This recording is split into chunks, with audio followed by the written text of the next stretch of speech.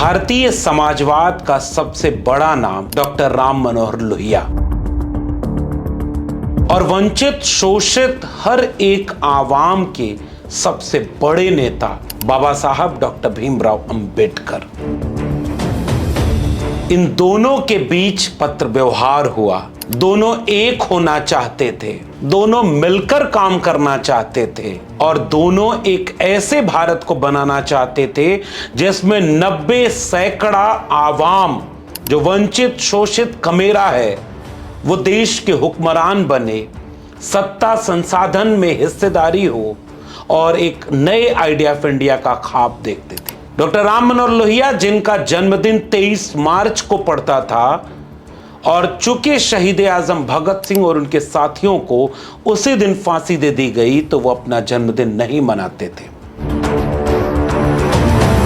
आज इस देश के 90% कमेरा आवाम के लिए डॉक्टर राम मनोहर लोहिया और बाबा साहब डॉक्टर भीमराव अंबेडकर ये दोनों सबसे बड़े वैचारिक नायक हैं। लेकिन सामाजिक न्याय की पाठशाला में आज हम उन खतों को आपसे साझा करेंगे जो डॉक्टर भीमराव अंबेडकर और डॉक्टर राम मनोहर लोहिया के बीच पत्र व्यवहार हुआ था।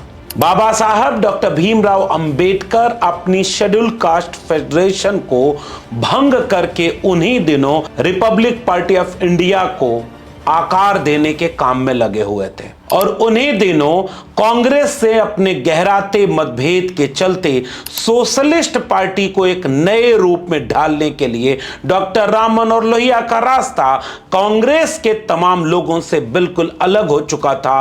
वो भी सोशलिस्ट पार्टी को एक नए आकार में ढालना चाह रहे थे। वो डॉक्टर राम मनोहर लोहिया जो शुरुआती लेखनी में दलित राजनीति के दो उभार को जलन की प्रतिक्रियावादी और समर्पणवादी राजनीति की तरह देखते थे।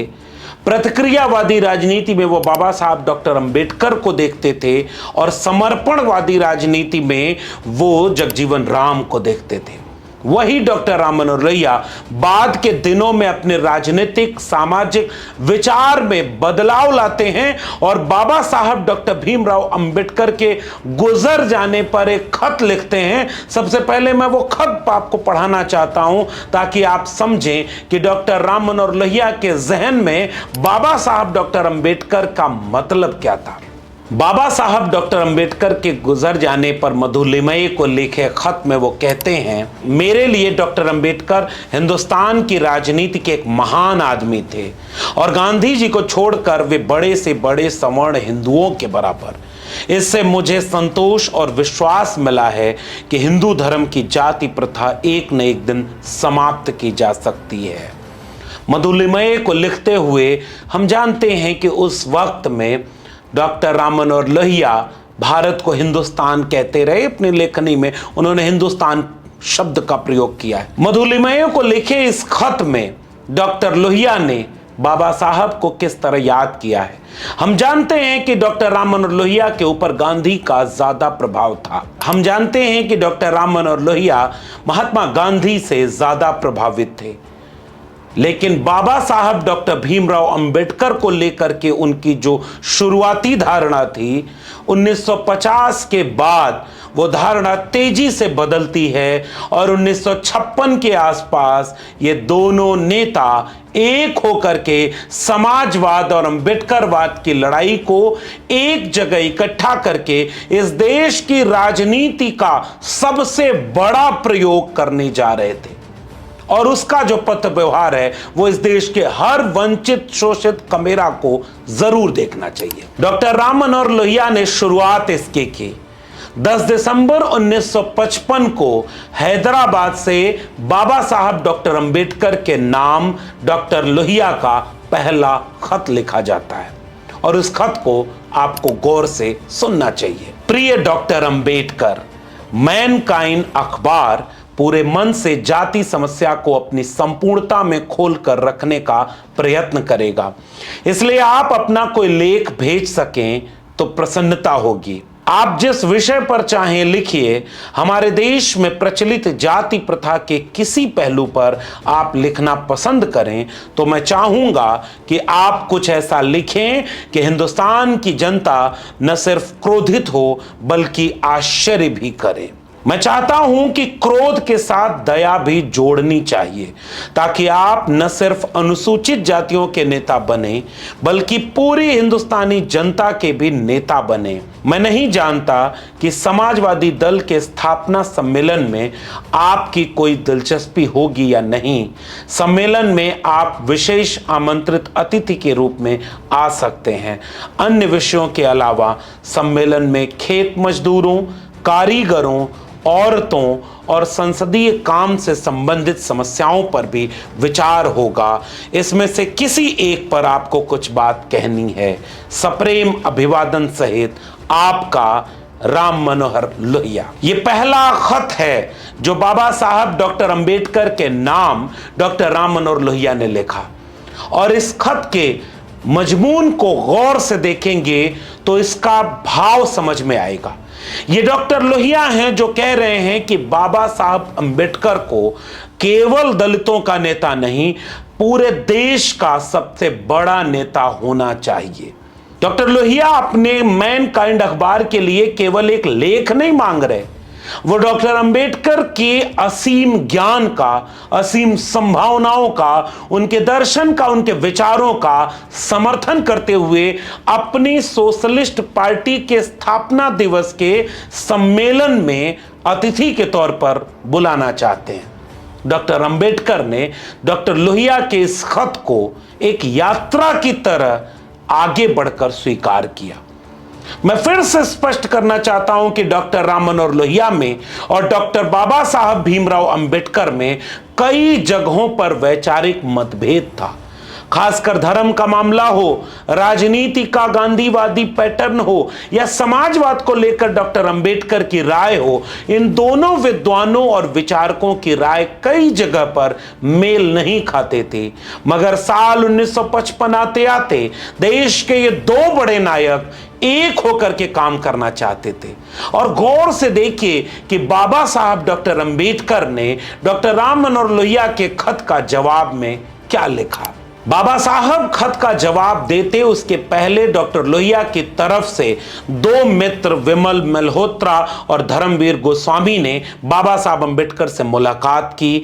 इस मुलाकात की पुष्टि करते हुए और डॉक्टर लोहिया से मिलने की उत्सुकता बताते हुए बाबा साहब डॉक्टर अंबेडकर ने डॉक्टर राम मनोहर लोहिया को खत लिखा। वो लिखते हैं, प्रिय डॉक्टर लोहिया, आपके दो मित्र मुझसे मिलने आए थे। मैंने उनसे काफी देर तक बातचीत की। Akhil Bharatiya schedule caste federation की कार्य समिति की बैठक 30 सितंबर 1956 को होगी। मैं समिति के सामने आपके मित्रों का प्रस्ताव रख दूंगा। मैं चाहूंगा कि आपकी पार्टी के प्रमुख लोगों से बात हो सके ताकि हम लोग अंतिम रूप से तय कर सकें कि साथ होने के लिए हम लोग क्या कर सकते हैं। मुझे खुशी होगी अगर आप दिल्ली में मंगलवार 2 अक्टूबर 1956 को मेरे आवास पर आ सकें। अगर आप आ रहे हैं तो कृपया तार से मुझे सूचित करें ताकि मैं कार्य समिति के कुछ लोगों को भी आपसे मिलने के लिए रोक सकूं। आपका BR अंबेडकर। गौर से बाबा साहब के इस खत को पढ़िए और सुनिए। डॉक्टर बाबा साहब अंबेडकर डॉक्टर लोहिया के प्रस्ताव कि हम दोनों को एक होकर के, यानी इस देश की समाजवादी धारा को और अंबेडकरवादी धारा को एक होकर के नए भारत का खाका खींचना चाहिए, इसका स्वागत करते हैं बाबा साहब। वो कहते हैं कि हम लोग को मिलना होगा ताकि हम अपने एक होने के रास्ते को और आसान करके और सुलझा करके उसकी रूपरेखा तय करके हम आगे बढ़ सकें।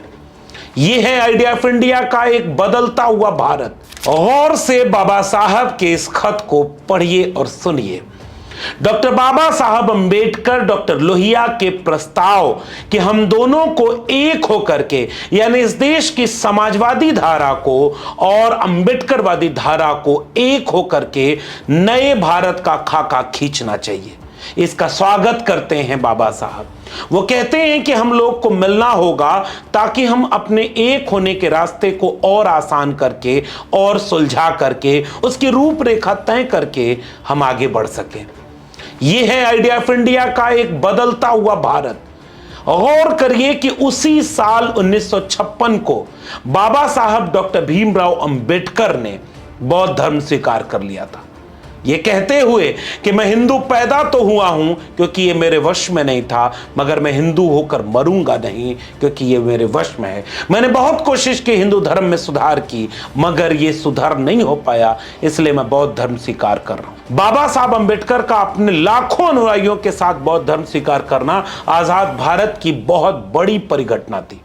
उसके बाद भी डॉक्टर अंबेडकर और डॉक्टर लोहिया एक होकर के समाजवाद और अंबेडकरवाद को आगे बढ़ाने का स्वप्न देख रहे थे। इसकी गवाही दे रहा है डॉक्टर लोहिया का अगला खत। और इसीलिए बाबा साहब अंबेडकर क्या लिखते हैं कि मैं धम्म दीक्षा ग्रहण करने के बाद राजनीति नहीं छोड़ूंगा, बैट लेकर तंबू में लौटने वाला खिलाड़ी मैं नहीं हूं। बाबा साहब का ये खत का मजमून ये बताता है कि वो अब कई बार अपने भाषणों में भी क्रिकेट के प्रतीकों का इस्तेमाल करते थे। इसलिए वो कह रहे हैं कि राजनीति नहीं छोड़ूंगा बौद्ध बनने के बाद, ये तो एक सांस्कृतिक प्रतिरोध है मेरा जिसके राजनीतिक कारण है, और उसके आगे हम एक नए स्वप्न को साकार करने के लिए आगे बढ़ेंगे। डॉक्टर राम मनोहर लोहिया ने बाबा साहब डॉक्टर अंबेडकर के खत के जवाब में 1 अक्टूबर 1956 को अपना खत लिखा।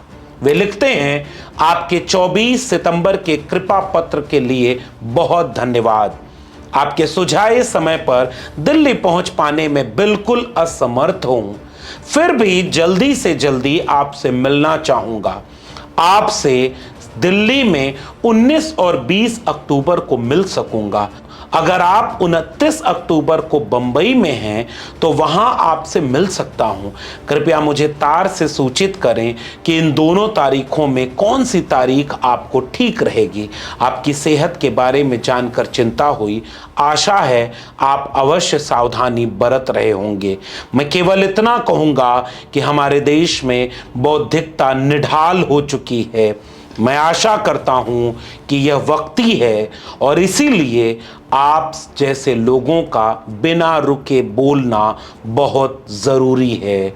आपका राम मनोहर लोहिया। डॉक्टर लोहिया के 1 अक्टूबर 1956 के खत की भाषा को, संवेदना को, आत्मीयता को महसूस करिए।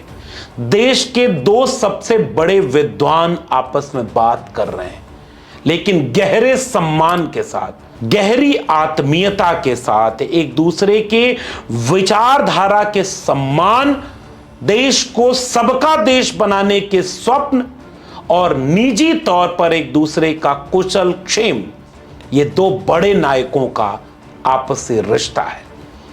आज नफरत और गैर बराबरी के भारत में डॉक्टर लोहिया, डॉक्टर अंबेडकर अपने खतों के साथ नई पीढ़ी के नौजवानों को कुछ सिखा रहे हैं, और खासकर दलित, पिछड़े, आदिवासी, अल्पसंख्यक और संविधान में यकीन रखने वाले नौजवानों को दो महानायकों का संवाद जरूर और बार बार पढ़ना चाहिए। 1 अक्टूबर 1956 को डॉक्टर अंबेडकर के नाम खत लिखने के पहले 27 सितंबर 1956 को डॉक्टर लोहिया के पास उन दो मित्रों यानी विमल मल्होत्रा और धर्मवीर गोस्वामी की लिखी हुई चिट्ठी प्राप्त हुई, जिसे आपको गौर से सुनना चाहिए। विमल मल्होत्रा और धर्मवीर गोस्वामी डॉक्टर लोहिया के नाम चिट्ठी में लिखते हैं, हम लोग दिल्ली जाकर डॉक्टर अंबेडकर जी से मिले। 75 मिनट तक बातचीत हुई। डॉक्टर अंबेडकर आपसे जरूर मिलना चाहेंगे।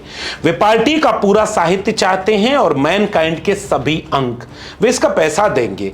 वे हमारी राय से सहमत थे कि श्री नेहरू हर एक दल को तोड़ना चाहते हैं, जबकि विरोधी पक्ष को मजबूत होना चाहिए। वे मजबूत जड़ों वाले एक नए राजनीतिक दल के पक्ष में हैं। वे नहीं समझते कि मार्क्सवादी ढंग का साम्यवाद या समाजवाद हिंदुस्तान के लिए लाभदायक होगा।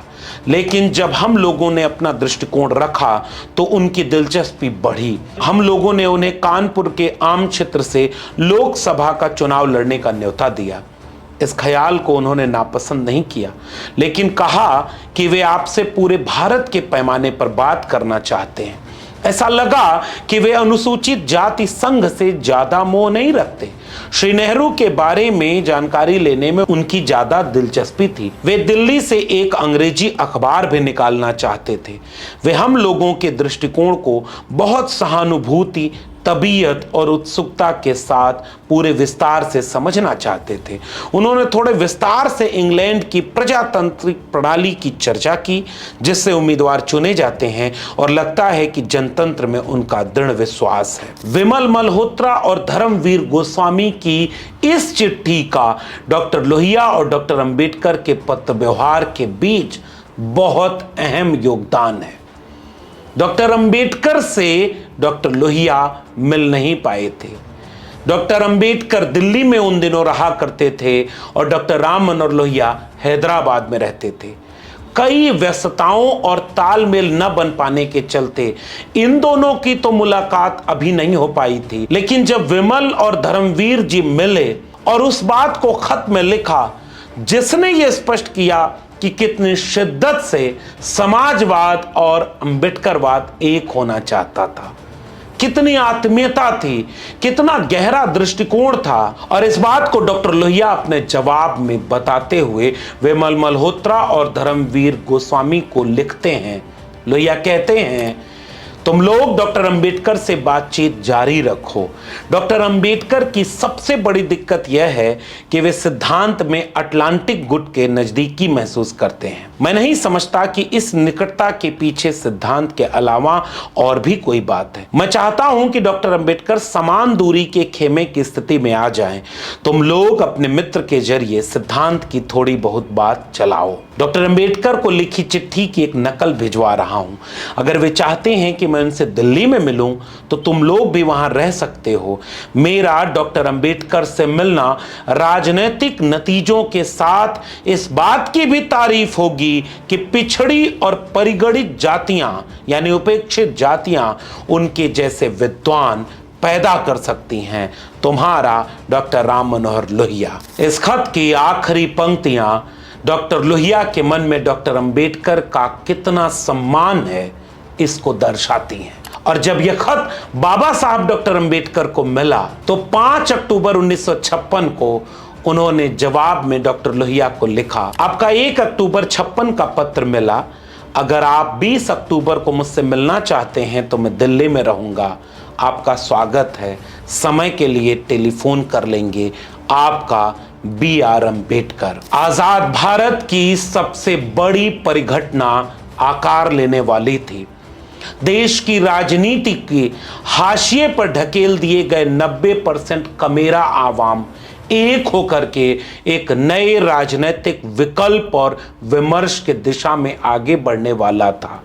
देश के 2 सबसे बड़े नायक भेंट करने वाले थे। आजाद भारत की सबसे बड़ी घटना होने वाली थी, मगर अफसोस कि उस वक्त वो मुलाकात अक्टूबर में न हो सकी, क्योंकि बाबा साहब डॉक्टर अंबेडकर की तबीयत और डॉक्टर लोहिया का दक्षिण भारत का दौरा, इन दोनों वजहों ने इन 2 महानायकों को मिलने में देर की। और इसी देरी के बीच 6 दिसंबर 1956 की तारीख जल्दी आ गई। वो तारीख जब कुदरत ने बाबा साहब डॉक्टर अंबेडकर को हमसे छीन लिया। आजाद भारत की सबसे बड़ी परिघटना घटित होने के पहले ही अधूरी रह गई। आइडिया ऑफ इंडिया को आगे बढ़ाने का सबसे बड़ा ठोस मंच बनने के पहले ही अधूरा रह गया और बाबा साहब अंबेडकर विदा हो गए। इस बात की डॉक्टर लोहिया के भीतर कितनी पीड़ा थी, मधुलिमये को लिखे अपने खत में वो जाहिर करते हैं। डॉक्टर लोहिया मधुलिमये को लिखते हुए कहते हैं, मुझे डॉक्टर अंबेडकर से हुई बातचीत, उनसे संबंधित चिट्ठी पत्री मिल गई है और उसे मैं तुम्हारे पास भिजवा रहा हूँ। तुम समझ सकते हो कि डॉक्टर अंबेडकर की अचानक मौत का दुख मेरे लिए थोड़ा बहुत व्यक्तिगत रहा है और वह अब भी है। मेरी बराबर आकांक्षा रही है कि वे मेरे साथ आएं, केवल संगठन में नहीं बल्कि पूरी तौर से सिद्धांत में भी। और यह मौका करीब मालूम होता था। मैं एक पल के लिए भी नहीं चाहूंगा कि तुम इस पत्र व्यवहार को हम लोगों के व्यक्तिगत नुकसान के नज़र से देखो। मेरे लिए डॉक्टर अंबेडकर हिंदुस्तान की राजनीति के एक महान आदमी थे और गांधी को छोड़कर वे बड़े से बड़े सवर्ण हिंदुओं के बराबर थे। इससे मुझे संतोष और विश्वास मिला है कि हिंदू धर्म की जाति प्रथा एक न एक दिन समाप्त की जा सकती है। दो नायक मिलने से रह गए। इस देश का सबसे बड़ा गठबंधन होने से रह गया। डॉक्टर अंबेडकर, डॉक्टर लोहिया मिल न सके। मिल न सका वो पिछड़ों, दलितों, अल्पसंख्यकों, आदिवासियों का एक बड़ा मंच, जिसके बाद में कोशिश तो हुई मगर यह जो अधूरापन था इतिहास ने उसकी कीमत चुकाई है। वक्त करवट ले रहा है, गुंजाइशें अब भी हैं, बशर्ते इन दो महानायकों की तरह बड़ी दृष्टि, बड़ा विजन, बड़ा एजेंडा, बड़ा त्याग, बड़ा सम्मान और दूरदृष्टि होनी चाहिए। मैं उम्मीद करता हूं कि सामाजिक न्याय की पाठशाला के इस खतों के हिस्से को पढ़ करके आप समझ पाएंगे कि 2025 के भारत को किसकी जरूरत है। अगले एपिसोड में मैं पिछड़े वर्ग के नेताओं के साथ डॉक्टर लोहिया का पत्र व्यवहार क्या था उसे भी साझा करूंगा, ताकि एक मुकम्मल खाका खींचा जा सके कि 90% कमेरा को एकजुट करने के लिए कितना बड़ा काम हो रहा था जो अधूरा है। आपको ये वीडियो कैसी लगी नीचे कमेंट बॉक्स में जरूर बताइएगा। सामाजिक न्याय की पाठशाला की ये बातचीत अगर आपको जरूरी लगे तो इसे घर घर पहुंचाइएगा। फिर मिलेंगे, तब तक के लिए बहुत बहुत धन्यवाद।